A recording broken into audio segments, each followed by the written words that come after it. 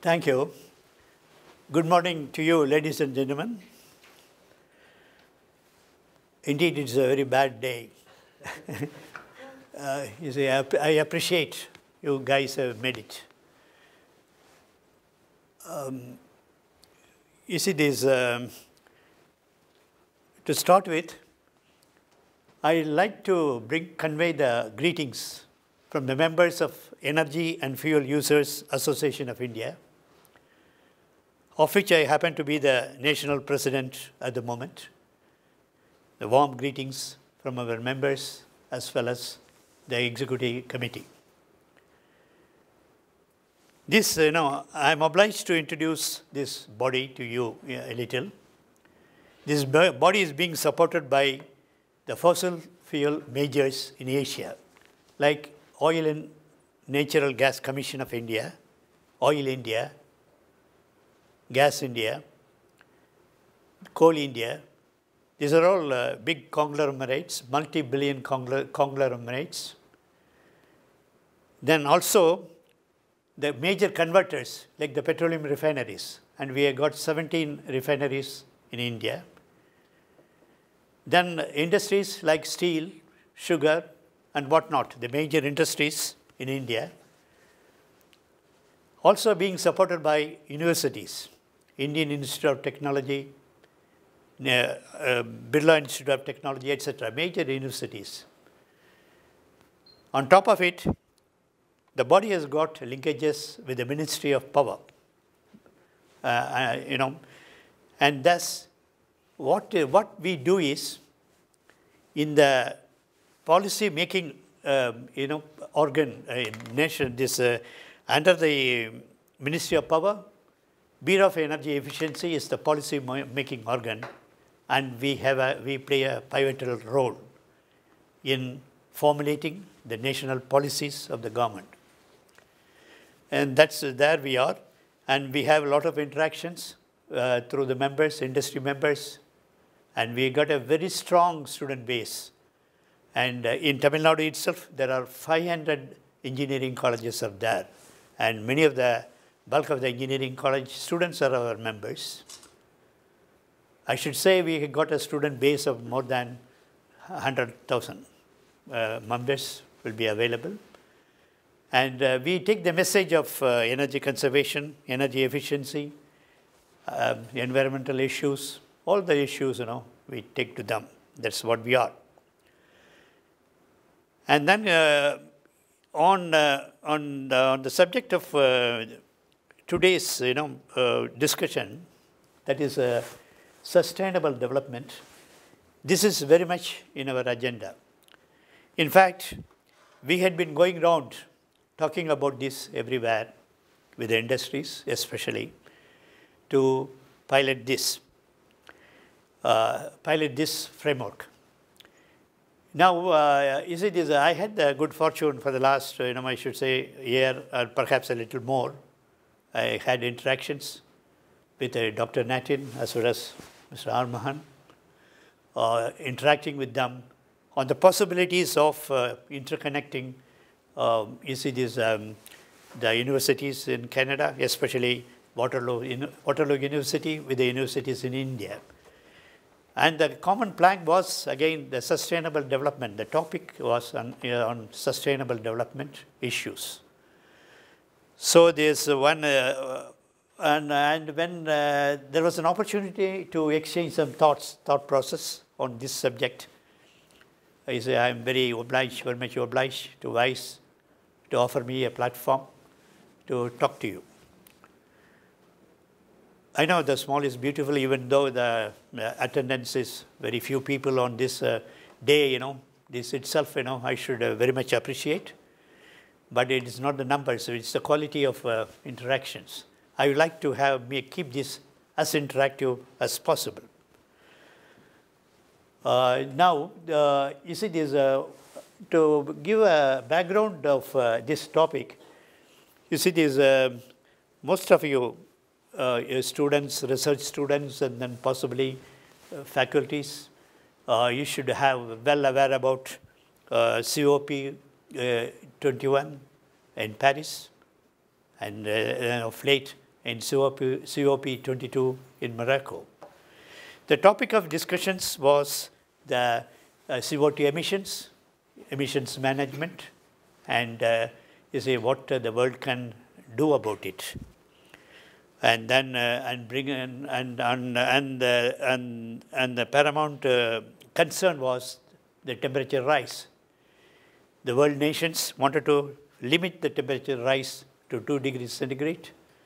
You see, a lot of efforts are going on. 2 degrees centigrade by the year 2030. And then a lot of efforts are going on, and you could have read it in the news channels.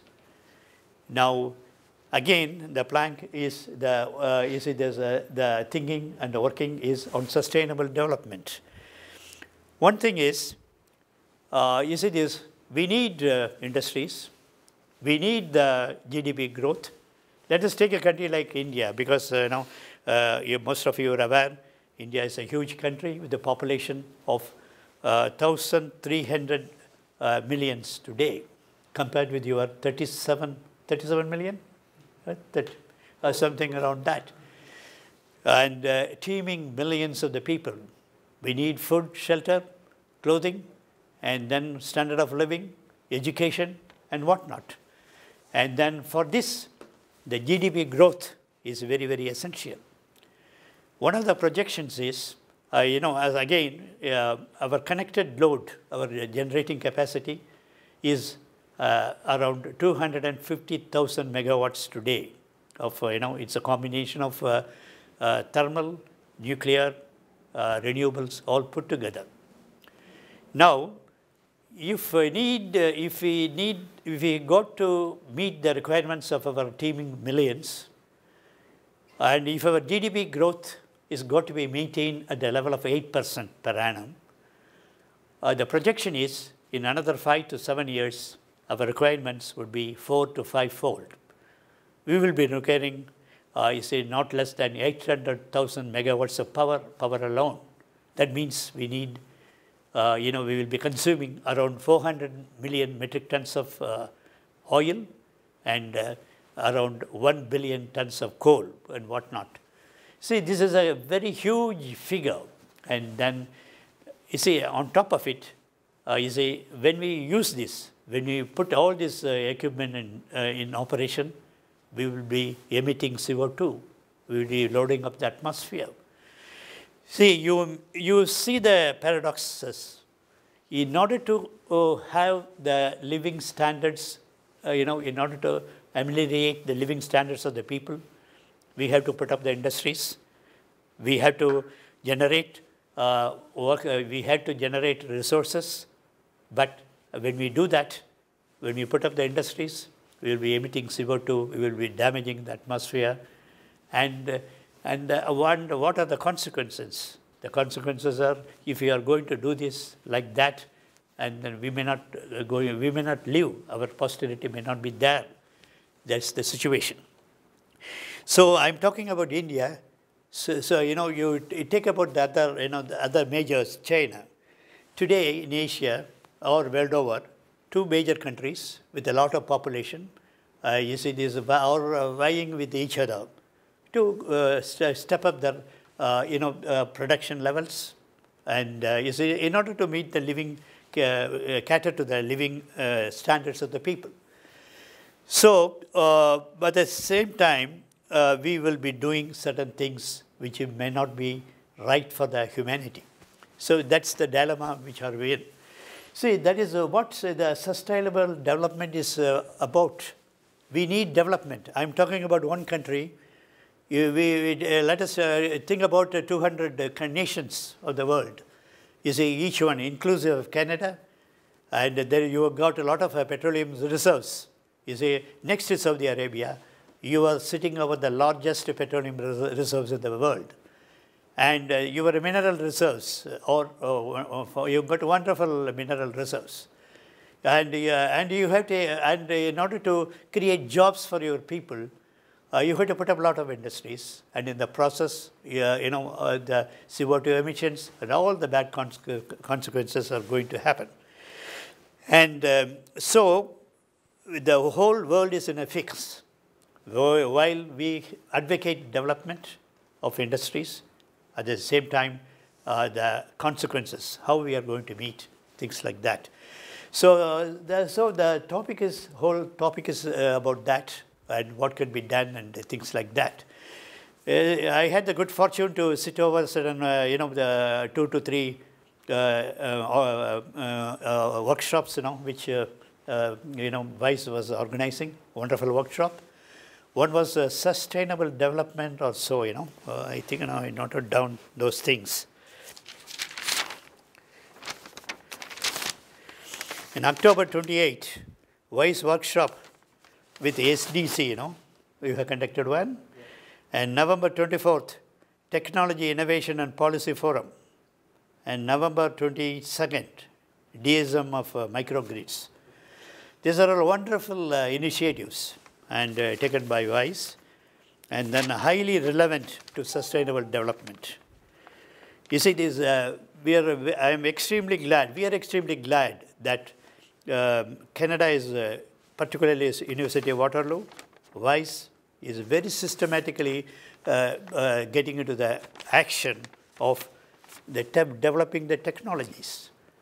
We got Waterloo University and WISE has got wonderful technologies today, be it CO2 emission controls, the CO2 emissions to be converted to useful products like methanol, or the carbon captures. And then you see this where Professor Maurice, is piloting.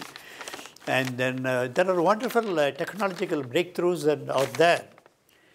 And similarly, and solar and wind, solar, especially solar, Canada is doing a lot of things.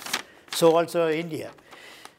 The thing is, my discussions are going to be, while there are technological possibilities and feasibilities are there, how to implement it practically.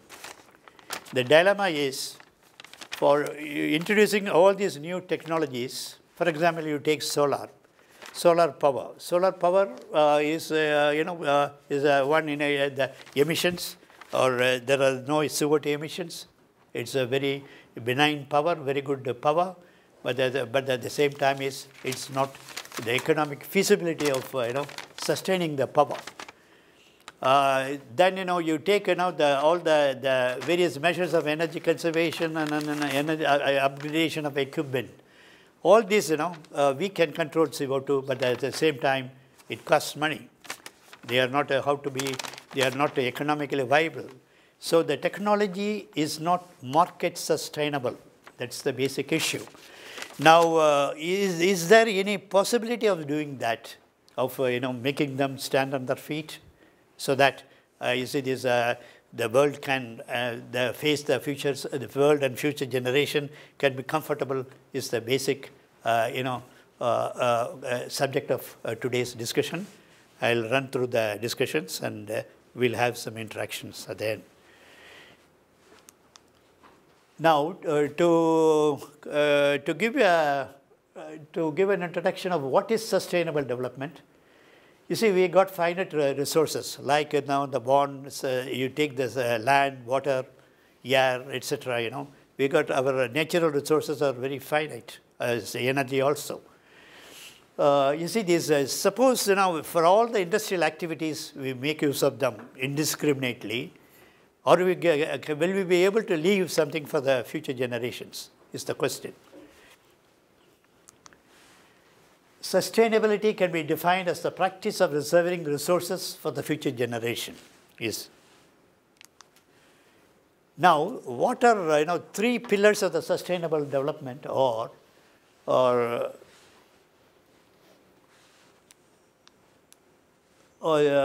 pillars in three-dimensional model? These are economic, environmental, and social. See, there's for sustainable development, any development process, we have to produce goods and services, generate money, resources out of it. That's economic. But together with that, the environmental and social effects, that's what, you see, this is very, very essential. That is what is not being thought about today.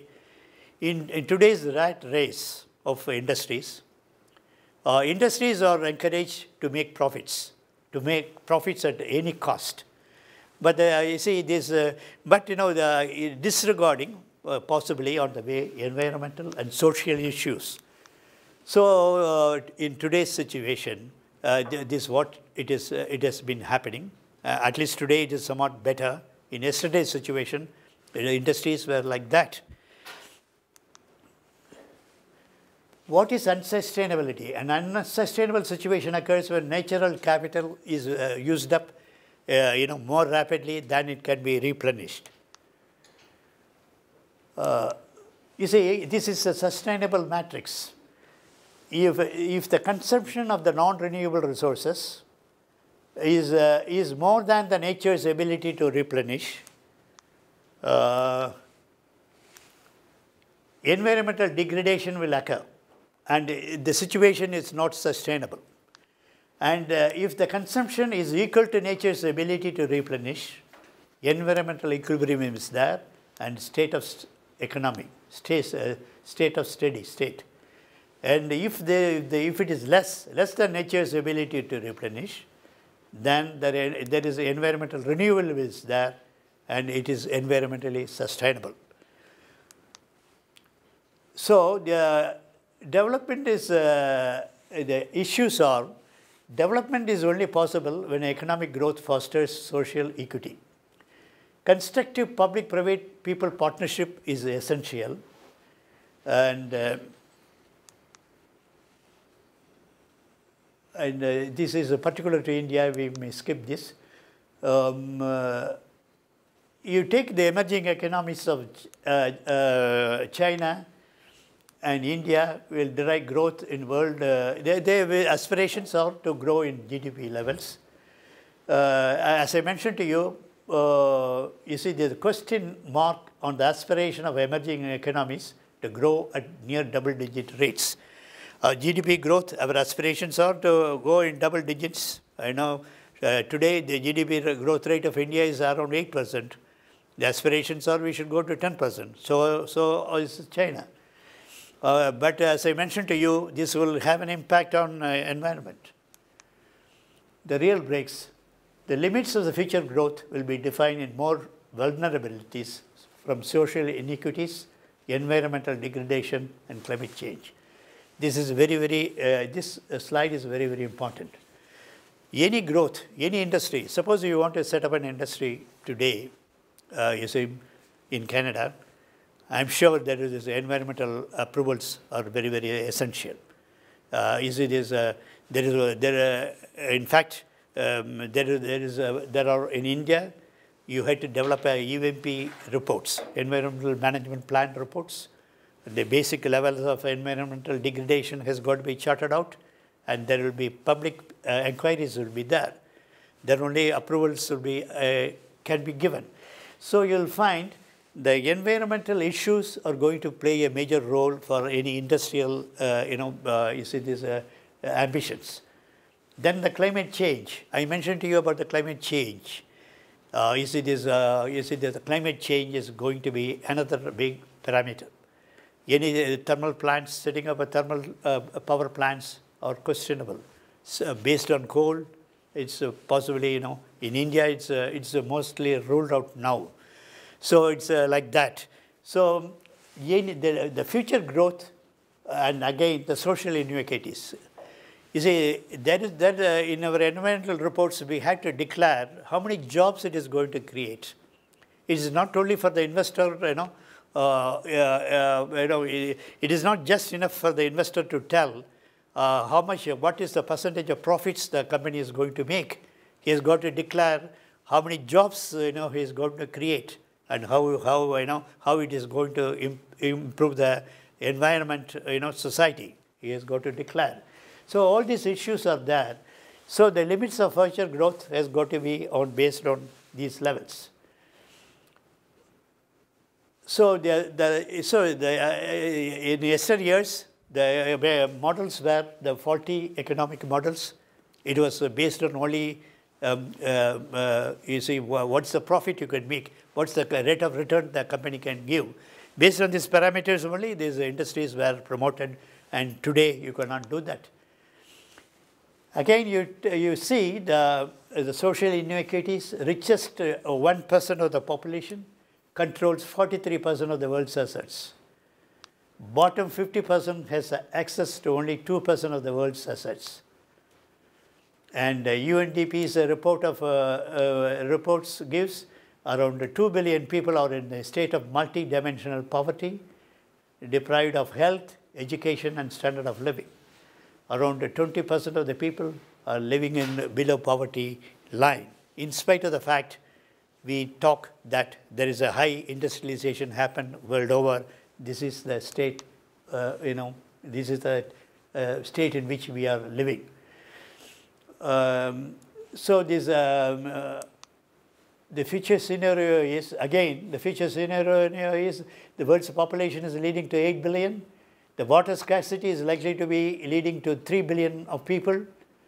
And the world has got to produce more food in the next 20 years than it has produced in the last 3,000 years. This is another factor. Now, with all this problem, the challenges of tomorrow cannot be met. The picture is very clear.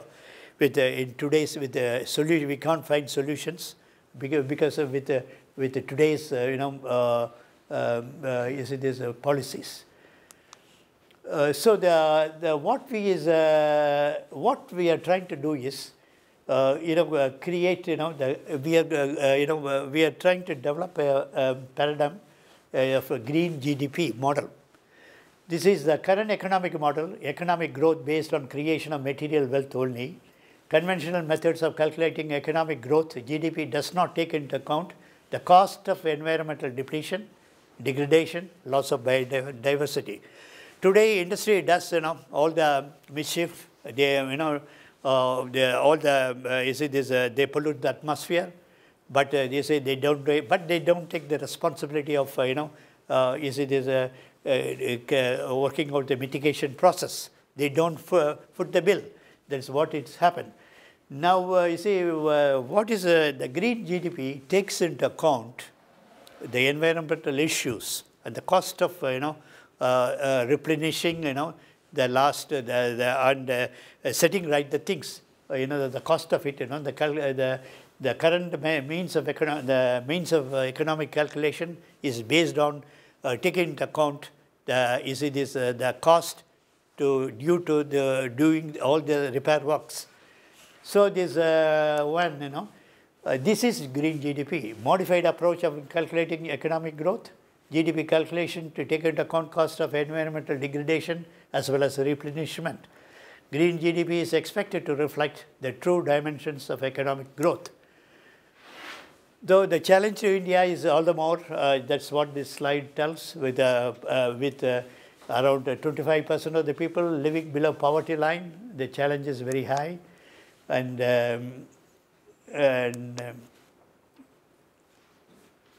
So there's what is being advocated is all the industries, the major industries, we got top-notch managers and highly proficient, be it on technology or financial management or administration. So the capabilities of these managers are to be utilized. These innovative energies of business to be harnessed to deliver meaningful solutions in co-creating the social values. So that business, today's situation, the managers have got to man the company and take care of the organization only. They don't care about what is happening in the society, they don't. They care a dime for the societal welfare or for taking care of the environmental degradation or what to do with the what other efforts to be made by the organization in bringing down the bad effects it creates in the atmosphere. And what is being emerging is the business, the managers' efforts, the top managers have got to concur along with their efforts to find the solutions for the financial financial management of the organization. Their efforts have got to be channelized in these lines also. Synergistic business activities to generate livelihoods as well as preservation of national capital. Valuable managerial expertise to implement projects of societal value at lower cost levels. This is what being, this one,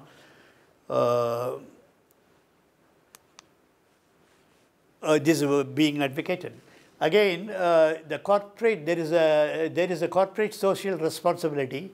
In an Asian country, there's an obligation to set aside, especially in India, to set aside 2% of the net profit towards corporate social responsibility today.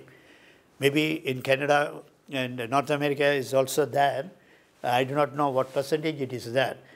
But the thing is, we have in Indian experience, this doesn't work out all right. Corporates and profit-making organizations set aside this money. They deem it as if they are paying taxes. For paying taxes, they are setting aside the money. So also say they set aside the money, and then they just live like that.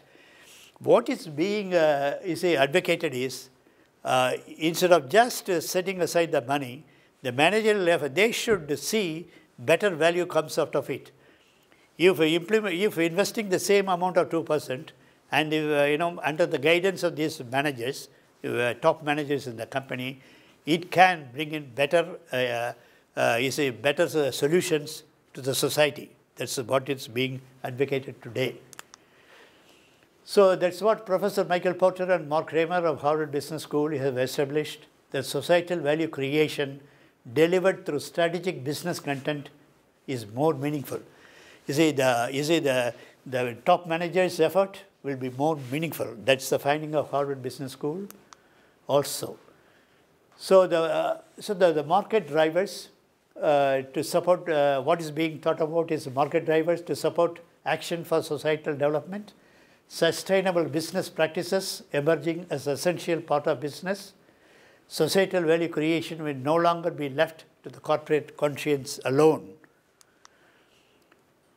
Now, we have deployed the managers on this job also now, but the thing is, how to create market.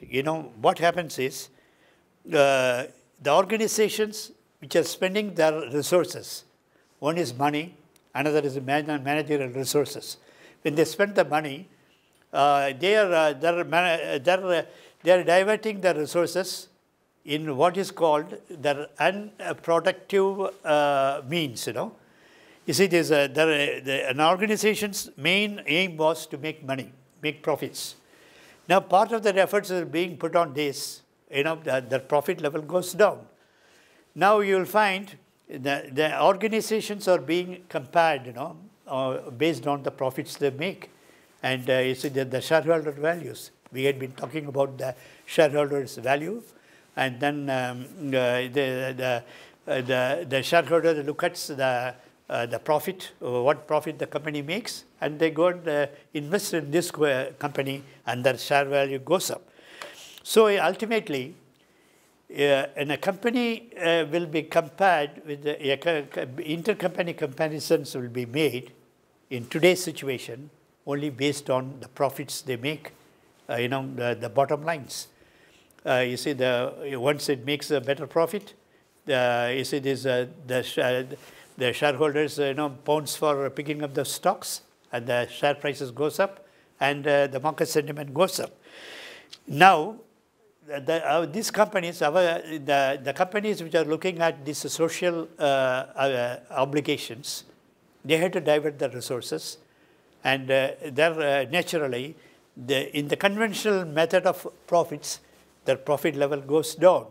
So they got the problem. So what is really at stake is, nobody questions the need for correcting the atmosphere, doing all these efforts. But the thing is, who is to foot the bill is the problem. Now, one of the suggestions is whatever efforts we make should be supported by the market. It should be market driven. You see, so the thrust of my presentation is how to make that is the thrust of my presentation.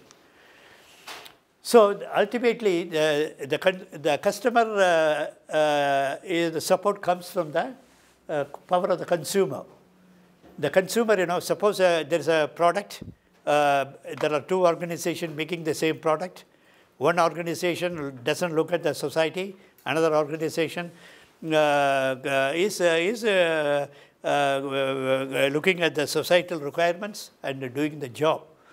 Naturally, the organization which is doing the job, turning out the products and services, taking care of the societal requirements, the cost of the product is likely to be more. And which consumer, ultimately, the product has got to be purchased by the customer. The thing is, how to make the customer buy those products is the other question. And another question is there any means of supporting such organizations through some other means, to bring down the cost? These are the two ways of doing it. Now, you see, there's one of the thing is, in the major customer is the government. And you see, one of the thing is, in today's situation, the purchase decisions are being made based on the cost of the product in today's condition. It is not based on lifetime cost. For example, a high efficiency product may cost high today, but over a period of time, you see, and if it's a day-to-day maintenance, you see, based on its consumption cost. For example, if you take a high efficiency refrigerator, it may cost 20% more in the market today, but it will consume lesser electricity. But by using this high efficiency refrigerator, if you use it for a period of 2 years, possibly you will, because of a reduction in cost in electricity consumption, this will be paid for. So this is called the life, by having the life cycle cost analysis, cycle analysis, this can be overcome. This such sort of awareness is to be created to the customer. Now again, you see, this. Now you talk about the organizations. You see, the organizations which are picking up this path of taking care of the social responsibilities. There should be other. You see, for example, certain approvals in the government. There is a lot of approvals in the government for when a major industry is to be set up in India. I recall that there are around 25 approvals to be applied, starting from the environmental issues to the industrial approvals, and you see this, and so on and so forth. There are around 25 approvals to be obtained, and so also should be the situation in any of your any place. Now, such organization. Government may take, in India, we are working out ways and means of finding out whether they can be put on a fast cycle, whether they can be given fast approvals. Normally, the approval process takes about 1 year, and whether they can be cut short to 7-8 months or possibly 6 months, so that the industry can be they can set up the industry much ahead and go on production. So this is another method of supporting the organization which is taking care of the environmental issues. So to identify such organizations, what is known as triple bottom line performance? How to identify such organizations is another question, to give such relaxation of approvals, etc. What is known as the, you see, normally today's balance sheet, there is only the bottom line is the profit. What is the profit, economic profits it generates. Now there is a triple bottom line of performance. methodology has been evolved. This is being based on not only on economic benefits, but also societal as well as environmental issues. So organizations are being evaluated not only on its economic performance, but also on societal as well as environmental issues. So I can say that the best time person of the year or so, you know, in 2016, you know, they adjudged, you know, I forgot the name of the person. You see, it has gone to an organization which has been adjudged under this triple bottom line of performance. So already it has started. So organizations' performance are being evaluated based on this triple bottom line of performance. Organizations must be encouraged to make sustainable reporting as an integral part of annual disclosures, and that is the responsible business. That's what is emerging. And when you do this, and when you start identifying organization under triple bottom rating, then how to compare organizations, two organizations which are being assessed under triple bottom rating? That question arises. Then, you know, these intercompany comparisons are made by the environmental situation is being created to create trust mark credits between two organizations based on their performance under triple ratings. You see, they are being trust mark credits are being given, and they are encouraged. This is being registered in a stock exchange, and these trust credits are tradable. You know, a situation is being created. So, what is these organizations which are taking care of the societal and environmental issues, or and number one, they are being ranked under triple bottom line ratings, and trust mark ratings are being created, and these based on the trust marks, yes, separate exchange has been created, and they can trade their values, their trust, and in these exchanges also. So you will find, in course of time, you see there will be competition in the market to get into this triple bottom line organizations. Organizations will compete with each other to get into this, because they will get you see this their approval process and their value in the market. Also added to this, financial benefits due to trust mark ratings. All this gets accrued to them. Based on this, a situation will come. There will be organizations with the triple bottom line ratings. Organizations will thrive. This is a scenario which is being contemplated, and to start with, a couple of organizations in India has started the process. You know, multinationals, they are multinational organizations, and this is a very nascent state.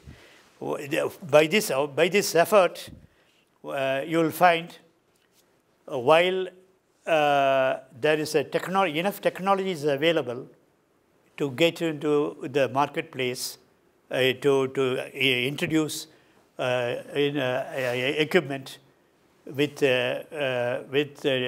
limited CO2 emissions and controlling the atmospheric degradations. And while technological feasibilities are there, today, even though we are facing the problem of economic sustainability of promoting such organizations, there is a path has been identified. At least there was a question whether anybody can, there is a path. Yes, especially there was a vice, you put up a workshop on solid waste management last year, solid waste management. The question mark was, the organizations, they were questioning, we are doing this, but how are we going to support this, who is going to support this organization? We are going, we will be out of the market. We had to close down, at this rate. And unless there is going to be subsidies and grants from the government. And how long the governments can give the grants? Government grants have come from the taxpayers' money. And the taxpayers' money has got to go into other benevolent activities like improving the health, education of the people and infrastructure. So the thing is, unless there is a methodology to support these things through a market mechanism, this cannot happen. What has happened is just a start has been made, in India. You see, I should tell, share with you. There's Confederation of Indian Industries. It's an apex body of all the industries in India. CII, it is called. CII and ITC is a major multinational, Indian tobacco company. It's a UK-based company. It's one of the conglomerates with $20 billion turnover. And then this CII, ITC has set up a training center. And you see this is being supported by JRD Tata Group, Tata Group. In fact, Tata led the delegation. Ratan Tata led the delegation to United Nations the year 2010 on the sustainable development process, and based on the interaction, this school has been set up in India, and then this school, in coordination with the BRIC activities in BRIC countries, you see, there's Brazil, Russia, India, not South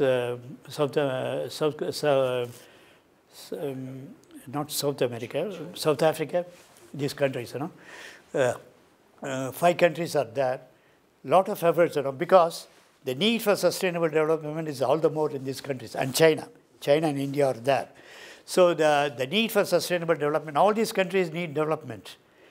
You will find, in COP21, the question mark is how to put down the CO2 levels. If you put down the CO2 level, there cannot be more of industries. And India and China need more industries. And these are the issues. And unless there is a sustainable development processes online, this cannot be done.